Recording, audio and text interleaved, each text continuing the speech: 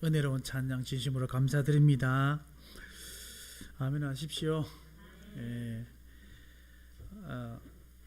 오늘 왜 제가 이렇게 형식에 물든 이스라엘에 대한 신앙에 대한 제목을 잡았냐면은 사실 이 사무엘 4장을 보면은 잠깐 우리 말씀을 봤습니다.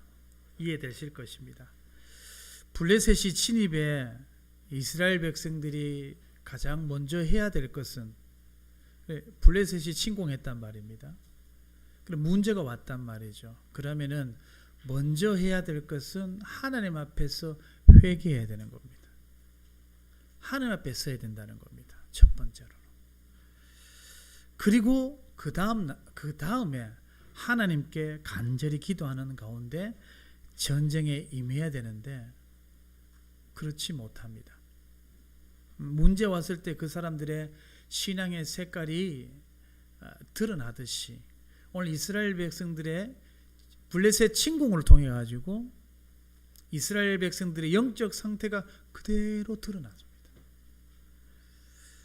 영적으로 타락한 이스라엘은 미신적인 또는 주술적인 생각으로 언약궤 또는 그 법궤를 들고 왔습니다. 그러니까 신주단지를 들고 오듯이 언약궤를 들고 왔단 말이에요. 신주단지 어떤 거 알죠? 단지에 살려놓고 옷장 위에 올려놓는 거 아시죠? 그 복을 빈 거기서 복이 나오는 줄 알고 생각하고 정말로 보물단지처럼 놔두잖아요. 자, 이 법궤를 이스라엘 장로들이 이 언약궤를 신주단지를 가져오듯이 가지고 왔다는 거예요. 그 생각, 그 사고, 그 믿음의 색깔이 하나님 앞에서 전쟁에 패할 수밖에 없고 죽을 수밖에 없었던 이유가 오늘 블레셋에서부터 전쟁이 질 수밖에 없었던 이유가 거기에 있습니다. 사실 법궤 그 자체로는 어떤 능력도 없습니다. 언약궤 자체로는 어떤 능력도 없습니다. 그래서 지금까지 언약궤를 못 찾는 이유가 거기 있습니다. 어떤 목사님은 일본에 언약궤가 있다 찾아야 된다 하면서 찾아서 뭐 하려고요? 찾으면은 전부 다 그 언약궤 보면서 기도할걸요. 왜 노아 방주가 지금까지 못 찾은 줄 압니까? 그거 찾았다 하면 어떻게 되는 줄 압니까? 관광지 되고요. 관광이 되는 것까지 괜찮아요. 전부 다 손 한번 맞추면서 기도할걸요. 전부 돌아가면서 손 한번 다 맞추면서 기도할 겁니다. 방주 자체에는 아무 능력이 있습니까? 없습니까? 아무 능력이 없습니다. 우리 인간은 육신에 제한되어 있기 때문에 눈에 보이는 것만 믿게 되어 있어요. 영이 죽었기 때문에 육신의 눈만 밝아졌기 때문에 영의 눈은 어두워지고 그래서 보여지는 것은 무조건 절하게 되어 있습니다.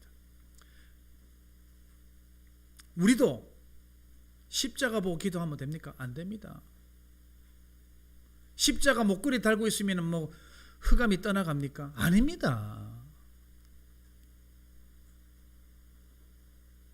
일부 잘못된 신앙인의 초신자들은 성경책을 잘 때 베개 위에 두고 자면은 악몽 안 꾼대 라는 헛소리를 할 때가 있어요. 성경책 차에 두고 다니면은 사고 안 난대. 그런 미신적 신앙을 가지고 성경책을 뒷좌석에 먼지 뽀얗게 않도록 놔두는 잘못된 신앙인들 또 있습니다. 물론 우리 교회는 없습니다. 성경 자체는 말씀은 하나님의 말씀이 맞지만 그걸 신주단지처럼 그것이 마치 부적처럼 의식하고 생각하고 들고 다닌다면 그건 우상숭배입니다. 오늘 이스라엘 백성이 이런 영적 상태에 있는 겁니다. 이 사사기 거의 이제 끝물이죠. 이 사무엘상. 얼마나 안타까운지 모릅니다.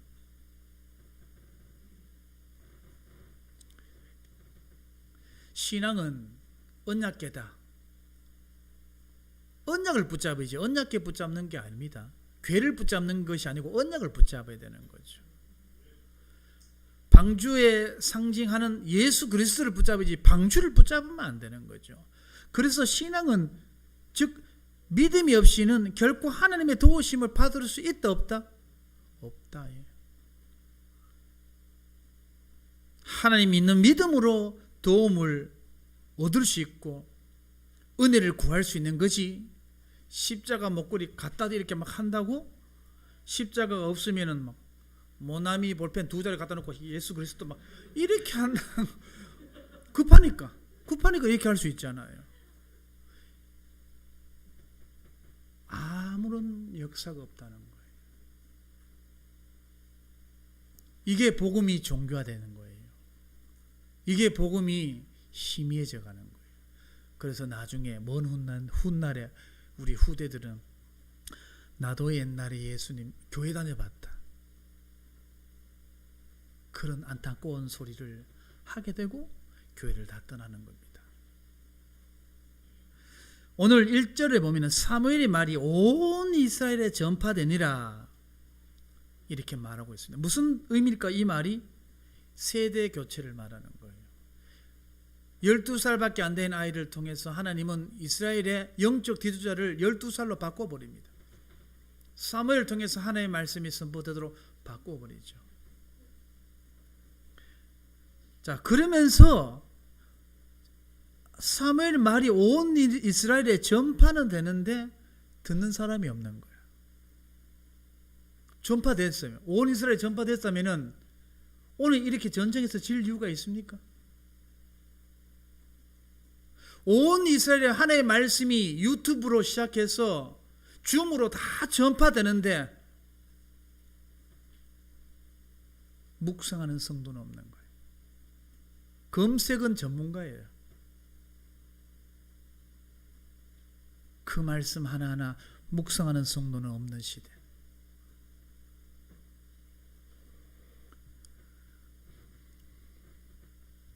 자, 말씀이 전파되고는 있고 언약궤는 빼앗기고, 오늘 본문이 그래요. 또 전쟁이 일어나는 상황이 어떤 의미일까요? 그래서 하나님은 역사를 청소할 때, 역사를 바꿀 때, 한 민족을 바꿀 때, 세계를 바꿀 때 항상 하나님이 들어서신 게 있는데 그게 전쟁입니다. 조심스럽게 제가 한번 말해 보겠습니다. 우리나라도 전쟁이 없었으면 아직도 왕의 제도가 있었을 것이고 양방상놈이라는 제도 있었을 겁니다. 예전에 이런 책이 있었습니다. 양반이 죽어야 우리나라가 된다라는 책이 있었습니다. 이것 때문에 나라가 안 되는 거예요. 전쟁을 통해서 우리나라의 모든 양반 상놈 제도가 다 없어버렸습니다. 모든 문화가 다 바뀌어버렸습니다. 복음이 들어오기 시작했습니다. 자, 오늘 이 전쟁 또한 사무엘로 바꾸는 중요한 전쟁입니다. 몇 가지 이유가 있지만 그 이유 첫 번째 중에 그 한 가지입니다. 그리고 다른 한편으로는 이 전쟁으로 통해 전쟁은 무엇이 드러나냐면 창세기 3장이 적나라하게 드러나는 현장입니다. 전쟁이 일어났다 한번 보십시오. 어린아이, 여자, 마루타, 또 뭐가 있습니까? 위안부. 그거 다 언제 일어났습니까? 유대인 가스실에서 독일 3차 대전입니까? 독일이 유대인들이 얼마나 많은 사람을 죽였습니까? 일본 사람들이 마루타로 얼마나 많은 사람을 죽였습니까? 자, 전쟁을 통해서 나타나는 모습이 어떤 모습이냐? 창세기 3장 하나님이 떠난 인간의 실체가 어떤 것이다? 적나라하게 보여집니다. 전쟁을 통해 가지고. 얼마나 비참합니까, 전쟁이. 오늘 이 전쟁을 통해서 수만 명이 죽습니다. 악랄하게, 비참하게. 하나님은 전쟁을 한다. 그냥 단순하게 힘이 있어서 쳐들어가고 힘이 없어서 전쟁을 당하는 것이 아닙니다. 하나님은 뭔가를 바꿀 때, 코로나도 마찬가지입니다. 뭔가를 바꿀 때 하나님은 이 일을 하시는 거죠. 도저히 사람이 했다고 할 수 없을 만큼 드러나는 게 전쟁입니다. 우리 전쟁 영화 보셨죠? 전쟁 영화 보면 어떻습니까? 그 사람이 할 짓입니까? 사람을 그냥 동물 취급하지 사람을 사주게요. 술 한잔 술 먹고 아침에 일어나가지고 저격총 들고 유대인들을 한 명 한 명 돌아다니는 거 장난삼아 사죽입니다. 사람이 도저히 했다고 믿을 수 없는 그런 모습들이 전쟁에서 나옵니다. 자, 그리고 이런 최악의 영적 상태에 빠진 이스라엘 백성들이 말씀이 전파되고 있는데 이스라엘 사무엘을 통해서 말씀이 전파됩니다. 하나님의 말씀이 아니고는 창세기 3장 근본 문제는 절대로 해결할 수 없다. 하나님의 말씀이 아니고는 인간의 근본 문제, 하나님을 떠난 문제, 이 죄 문제, 사단 문제는 절대로 해결할 수 없다.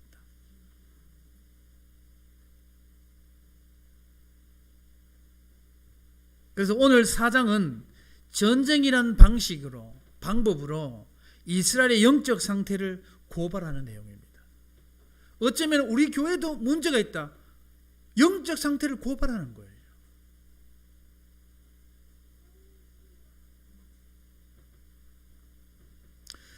사사기를 아시죠? 우리 지난 룻기 전에 사사기를 우리는 말씀을 통해서 배웠습니다. 그 사사기 때는 영적으로 가장 어두운 시대 때입니다. 자, 영적으로 가장 어두운 사사기 시대 때도 전쟁이 할 때는 하나님께 물어요. 거짓으로 묻든 참으로 묻든. 근데 오늘 본문 4장에 어디에도 하나님을 묻는 대목은 없습니다. 그냥 쳐들어오니까 쳐들어가는 거예요.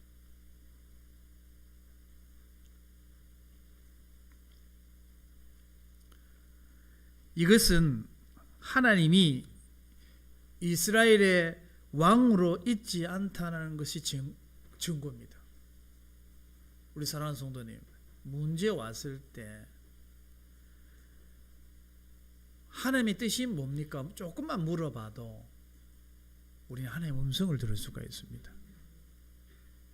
우리는 막바로 쳐봅니다. 막바로 말해봅니다.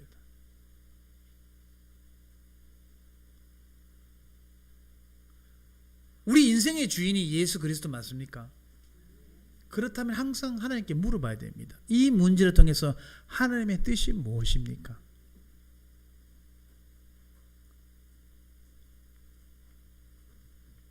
그래서 오늘 전쟁은 이긴다, 진다의 목적이 있지 않아요. 사실은 이 전쟁은 순종하느냐 순종하지 않느냐의 전쟁이라. 어디에? 뭐에? 말씀에. 자, 그리고 두 번째, 여호와께서 어찌하여 전쟁을 패하게 하셨는고 3절에 말합니다. 아니, 언제 하나님이 전쟁을 시켰나? 지금 마음대로 전쟁 다 했잖아요. 자기 마음대로 다 했잖아요. 이제 와서 뭘 하나님 시켰다고 하나님이 전쟁을 패하게 했다고 이렇게 원망을 또 누구한테 돌립니까? 또 하나님께 돌리잖아요.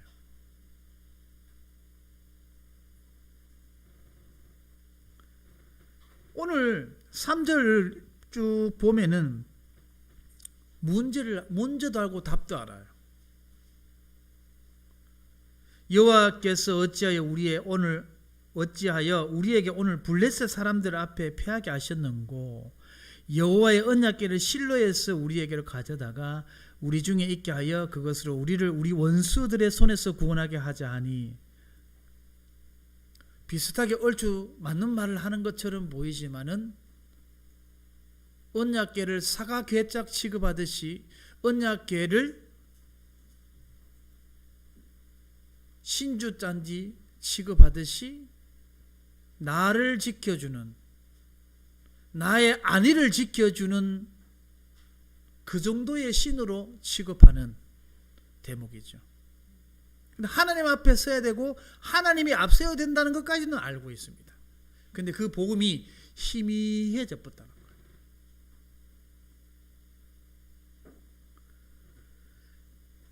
이 모습은 무슨 모습이냐? 창세기 3장의 모습이라는 거예요.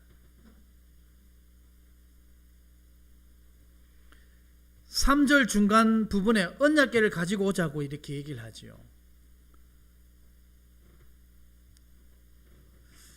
우리 신앙도 그렇습니다. 하나님 앞에 서자 말은 할 수 있어. 복음적으로 해석하자, 복음 앞에 서자라고 말을 하면서도, 다 알면서도 내 마음대로 안 되는 거라. 이 입이 내 마음대로 안 되고 행동이 내 마음대로 안 되는 거라. 알면서도 언약궤를 가지고 오자, 말씀을 가지고 오자, 말씀을 적용하자 다 해놓고 행동과 말의 모습들은 내 마음대로 안 되라. 이게 뭔지 압니까? 이게 신앙생활이에요. 내 마음대로 안 됩니다. 그래서 우리는 성령 하나님을 간구해야 됩니다. 성령 하나님 도와주십시오. 성령 하나님 내 생각 지켜주십시오. 성령 하나님 인도해 주십시오. 성령의 역사가 필요합니다.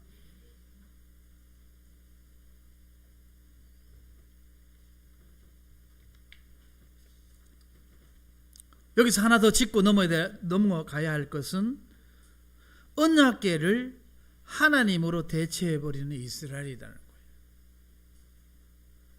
서론에 말씀드렸습니다. 언약궤 자체는 아무 의미 없습니다. 아무 의미 없다기보다는 하나님이 아니라는 거예요. 언약궤 자체는 상징성이 중요하지.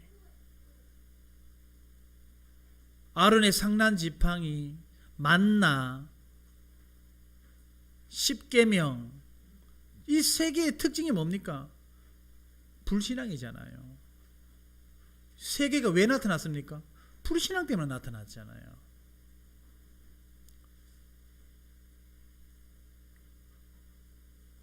이 언약궤가 하나님을 대체해버리니까 이 복음이 몇 대까지 전달되겠냔 말이에요. 나중에는 하나님도 없고 성경 말씀도 필요 없고 언약궤만 붙들어 놓고 막 언약궤 서로 가지려고 전쟁할걸요. 이런 언약궤를 하나님이 아무도 모르게 정리해 버렸습니다. 그래서 모세의 죽음의 모세의 묘지 못 찾아요. 왜? 찾아 부탁하면은 또 거기 가서 빌 거니까.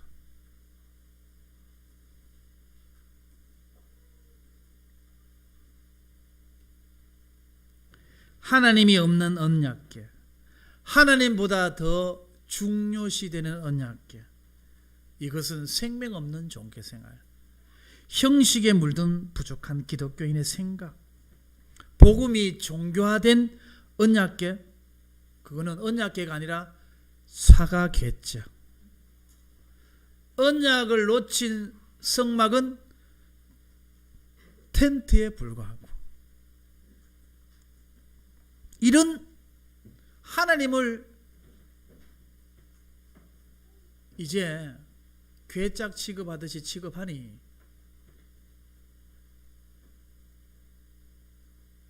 재앙과 저주가 올 수밖에 없습니다. 우리는 언약궤보다 언약궤 속에 담겨진 상징성을 놓치면 안 되고 언약을 붙잡아야 된다는 거예요. 땅끝까지 만민에게 모든 족속으로. 우리는 언약을 붙잡아야지 궤를 붙잡으면 안 된단 말이에요.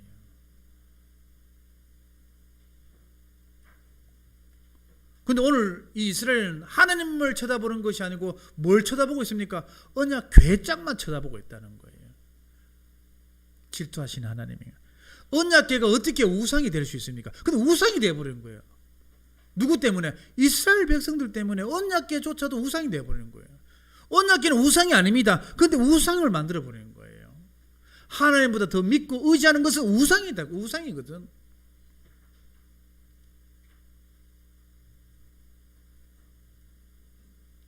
그리고 우리가 언약궤 앞에 가야지.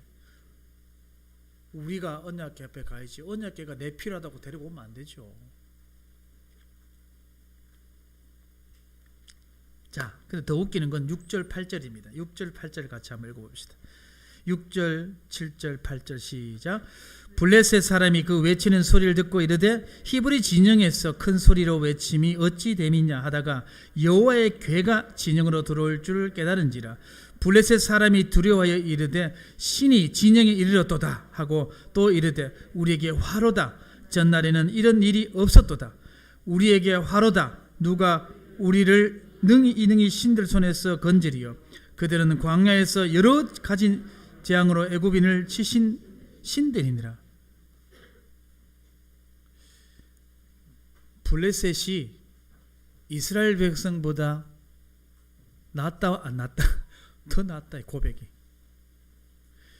블레셋 사람들이 오늘 본문에 처음으로 당황합니다. 그 전에 당황하지 않아요. 근데 언약궤 들어온다고 당황하는 거예요. 저 이방인 불신자 블레셋도 언약궤가 저들의 신 하나님이라는 것을 아는데 우리는 신이 들어온다고 하는데 이스라엘 백성은 언약궤만 붙잡고 있는 거예요. 사사기를 통해서 이방인 여인이 이스라엘 구원하고 이방인 여인이 중요한 일을 했던 것처럼 중요한 선교 사상이 담겨져 있는 메시지죠.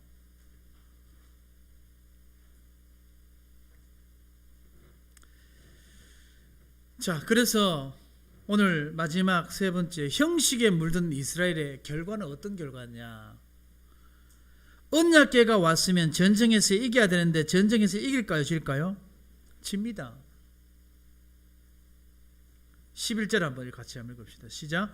하나님의 궤는 빼앗겼고 엘리의 두 아들 흠니와 비니아스는 죽임을 당하였더라. 이거는 사무엘이 이미 3장 2장에서 이미 예언했던 말씀이 오늘 그대로 성취되는 말씀이죠. 근데 언약궤가 들어오면 전쟁에서 이겨야 되는데 왜 전쟁에서 지고 언약궤도 빼앗기고 엘리도 죽고 엘리 두 아들도 다 죽습니까? 우리는 답을 알고 있습니다. 궤짝만 붙잡고 있기 때문에 그런 거죠. 2절에 보면은 4,000명이 죽었다고 얘기합니다. 그리고 10절에 보면은 3만 명, 언약궤가 들어오기 전에는 3,000명이 죽었는데 언약궤가 오고 난 뒤에는 3만 명이 죽습니다. 몇 배입니까? 거의 7배 넘게 죽습니다. 신명기에 보면은 법궤가 있는 곳으로 백성들은 나가야 하는데 법궤가 내가 필요하니까 현장에 가지고 오는 거죠. 왜? 정쟁에서 승리할 수 있을 것 같으니까. 내가 복 받을 수 있을 것 같으니까. 그 이상 그 이하도 아니에요. 그러니까 내가 우리 전쟁에서 승리하기 위해서 하나님의 도구로 필요한 거지. 그 이상 그 이하도 아니에요. 이스라엘 백성들이 하나님을 대하는 태도, 이스라엘 백성들이 하나님을 생각하는 영적인 상태,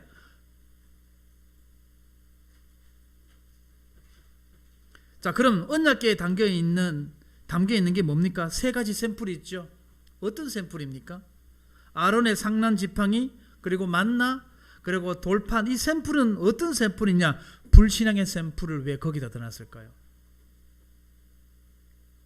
날마다 기억하라고. 자, 아론의 상난 지팡이는 죽은 나무에서 새로운 생명이 나타났는데 상난 지팡이 사건이 생긴 이유가 뭐죠? 그걸 생각해 봐야 돼요. 왜 상난 지팡이가 생겼고 또 상난 지팡이가 그 언약궤에 왜 들어갔냔 말이에요. 그거는 고라 자손의 반역으로 생겨난 거예요. 고라 자손의 반역. 니만 지도자냐? 니만 선지자냐? 니만 지도자냐? 나도 하나님 말씀이 있다. 모세를 대적했던 주동자가 누굽니까? 고라 자손 아닙니까? 그 고라 자손 때문에 하나님의 죽은 나무에 삭이 나게 하게 만든 거죠. 그래서 상난지팡이는 한마디로 능력의 표시도 아니고 하나님의 거역에 상징하는 표현입니다. 그게 샘플이에요. 첫 번째 샘플입니다. 언약궤를 통해 가지고 늘 날마다 우리가 기억해야 되는 거예요. 말씀에 거역하지 말자.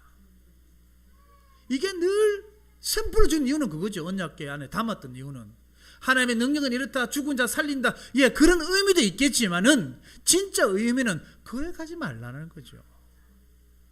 하나님은 질서의 하나님이니까 하나 되는 교회도 질서의 하나님이 부족한 목사를 세우셔서 일을 하실 거니까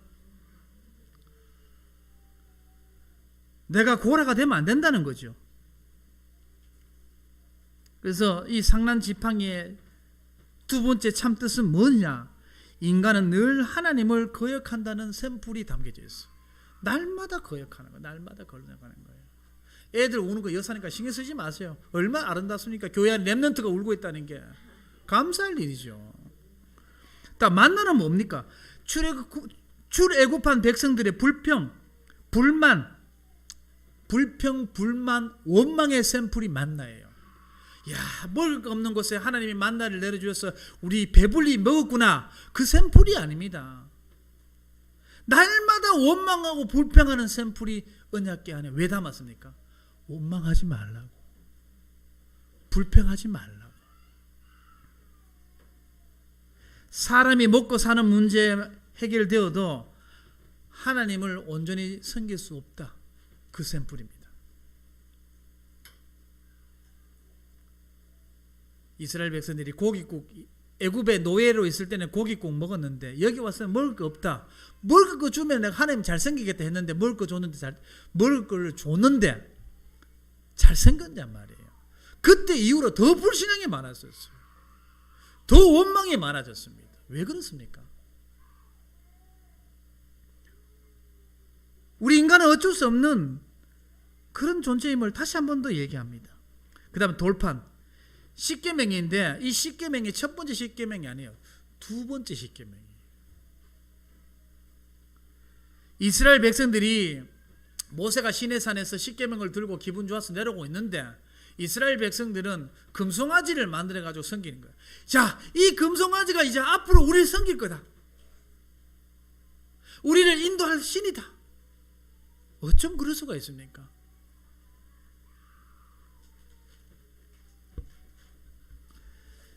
첫 번째 받은 십계명이 던져져 본 거예요. 불신앙 우상 숭배의 모습들이라는 겁니다. 본질을 잃어버리고 형식에 대신할 때 모든 게 우상이 된다는 그런 메시지죠. 본질을 놓쳐버리니까. 교회 본질은 못 묻어 선교, 잘 묻어 선교, 배부르다 선교, 배고파다 선교. 교회 본질은 그겁니다. 있어서 하고 없어서 안 하는 선교, 교회 문 닫아야 됩니다. 교회는 그래. 본질이 그런데 어떻게 합니까?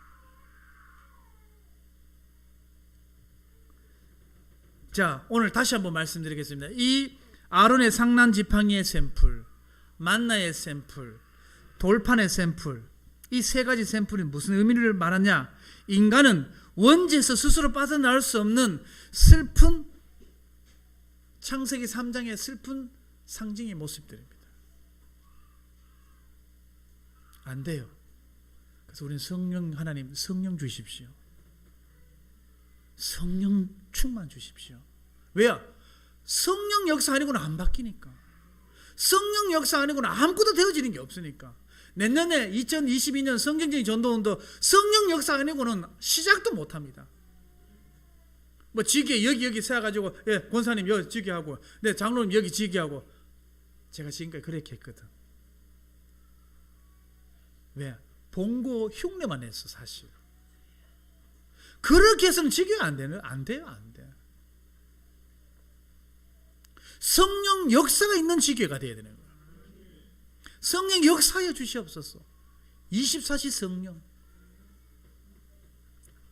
하나님의 법궤가 또 뺏깁니다. 이런 상태에서 자, 이런 법궤 안에서 봐야 되는 거죠. 세 가지 샘플을 생각해야 되는데 이거는 놓치고 오직 전쟁에서 이기겠다 그 생각밖에 없죠. 자, 하나님의 법궤가 뺏기고 하나님의 영광이 떠나게 되는 재앙까지 닥칩니다.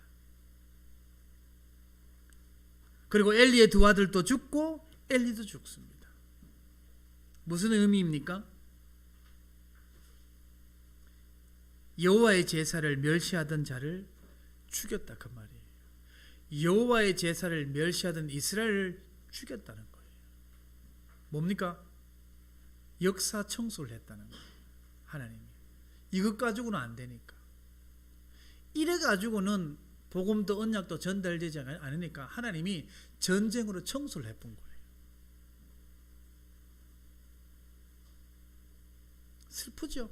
오늘 사무엘 4장은 슬픈 장입니다. 전쟁으로 청소당하는 입장이 된 이스라엘 백성들이. 우리 청소당하면 어떻게 합니까? 우리 하나되는 교회 모든 성도는 전쟁으로 청소당하지 않도록 예수 그리스도 이름으로 축복합니다.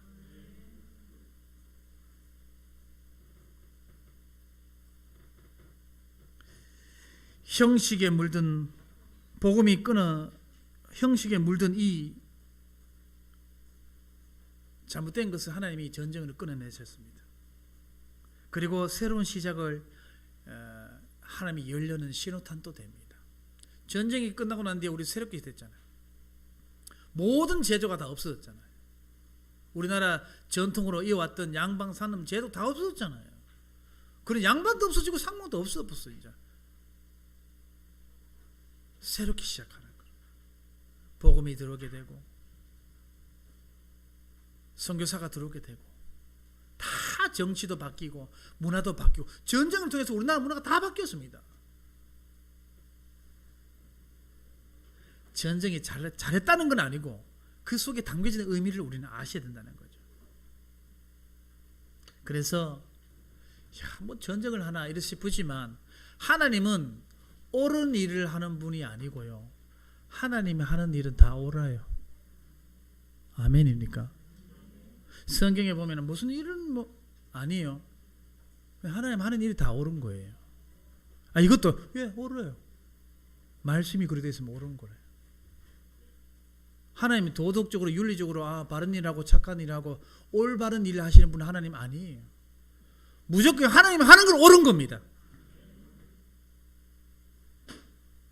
전쟁이 일어나는 것도 하나님의 옳은 일입니다.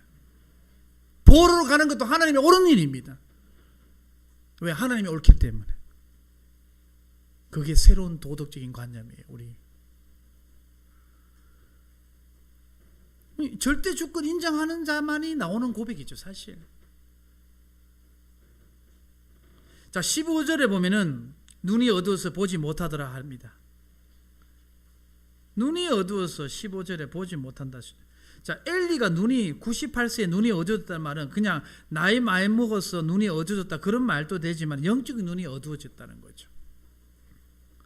그리고 18절에 보면은 두 단어가 나오죠. 눈여겨봐야 됩니다.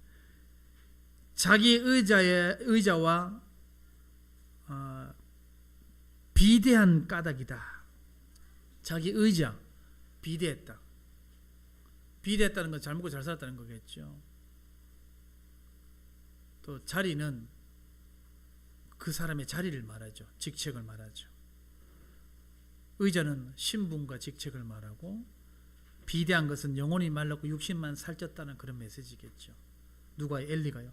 그래서 19장 21절에 보면은 엘리 며느리도 죽고 다 죽습니다. 죽기 전에 낳은 아들 이름이 이가봇입니다. 저 경상대 가다 보면 이가봇 짬뽕 있죠. 입이 갑니까? 죄송합니다. 또 뭐 한번 연락했는데. 자, 어쨌든 이 이가봇의 이름 뜻은 하나님의 영광이 이스라엘 떠났다. 하나님의 영광이 하나님 이스라엘 떠났다는 겁니다. 하나님의 영광이 여러분 가정에 충만하기를 예수 이름으로 축복합니다. 결론. 하나님의 언약이 무엇이며 내가 붙들고 있는 언약궤는 뭐냐? 묵상하고 생각해 볼 것. 두 번째, 종교적 형식에 빠지지 말아야 된다. 이스라엘 장로들이 여호와의 언약궤만 가져오면 전쟁에서 이길 줄 생각했지만은 언약궤 자체에는 능력이 없다. 능력은 오직 하나님께 있다.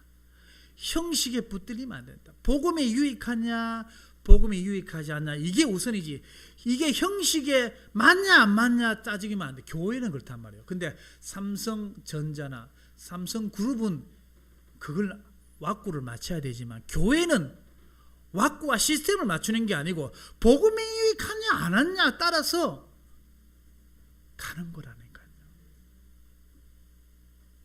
그것도 실제로 또 막상 또 닥치면은 형식에 맞나 안 맞나 또 이것 가지고 싸웁니다. 어떤 사람은 형식을 맞고 이 복음이 유익하면 하자. 그래도 그렇지, 복음이 유익하더라도 이걸로 계속 싸움이 끊어지지 않아요. 요즘도 마찬가지입니다. 오늘날 우리 교회, 한국 교회가 형식이 아무리 어려도 복음이 유익하지 않다. 형식 틀린 거예요. 형식이 아무리 틀려다 하더라도 복음이 유익하다. 복음으로 가는 거예요. 이게 교회입니다. 왜? 하나님 늘 오르니까.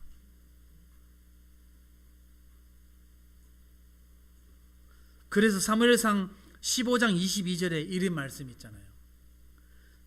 수종의 제사보다 낫고 수장의 제사보다 낫고 듣는 것이 순양의 기름보다 나으니. 그러니까 제사보다 순종이 낫다. 말씀의 순종. 복음에 유익한 걸 붙잡는 게 낫다는 거예요. 그리고 하나님의 영광을 떠났다. 무슨 말입니까? 영광은 떠났다. 자, 떠난 사람 다시 옵니까? 안 옵니까? 떠났다는 것은 지나간 버스 떠났다. 그 다음 버스 옵니까? 안 옵니까? 떠나면 그 다음 버스도 옵니다. 230분 또 온다니까. 10분 지나면은 새로운 버스, 새로운 제사장, 새로운 선지자, 새로운 다윗의 집을 준비하고 오실 예수 그리스도를 준비할 중요한 새로운 시작이 담겨져 있다. 떠났다는 그 이면의 말씀은. 그러니까 다시 하나님이 새롭게 역사를 전쟁으로 청소하고 난 뒤에 하나님이 새롭게 시작하시겠다.